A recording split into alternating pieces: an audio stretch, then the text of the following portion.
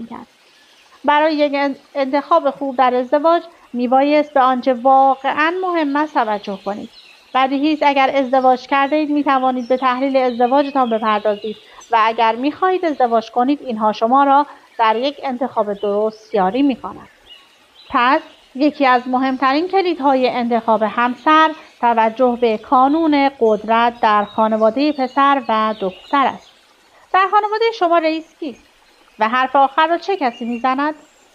اگر پاسخ شما این است که در خانه ما دموکراسی حاکم است و رئیس نداریم، پس دو احتمال وجود دارد: یا گرفتار فرزندسالاری هستید و یا مادر رئیس است.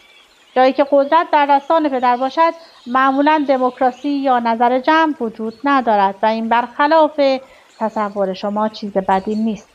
کسی که رئیس است معمولا یک الگوی مناسب برای بچه‌های همجنسش خواهد بود و بچه‌های همجنس برای همانندسازی کردن با چنین الگویی انگیزه زیادی دارند.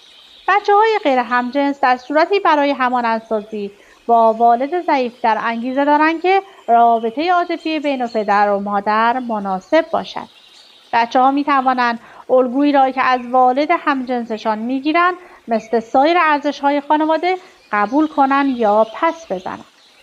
پس کلید دوم میزان موفقیت پدر و مادر در ایجاد یک داد و ستد عاطفی است که به بچه‌ها انگیزه می‌دهد که زودتر ازدواج کنند.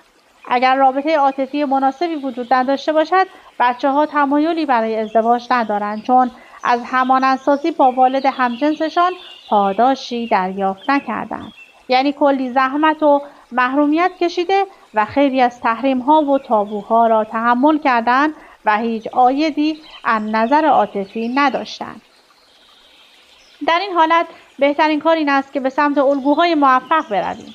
یعنی روابط دوستانه و مهم زندگیمان را با افرادی برقرار کنیم که ورشکسته عاطفی نباشند. این کار امید و انگیزه از دست رفته ما را احیا می کند و به الگوهای ذهنی ما توان و قوت می بخشد. یک آدم موفق باید در محیطی زندگی کند که روابط موفق بیشتری در آن دیده شده. بر اساس ضرب‌المثل قدیمی که میگویند مادر را ببین و دختر را بگیر، به این نکات توجه کنید که همسر شما با چه کسی همانندسازی کرده است. آیا او یک برنده است یا بازنده و نیز الگوی همسر شما در خانواده قدرت دارد یا خیر؟ شما چقدر شبیه والد غیر همجنس او هستید؟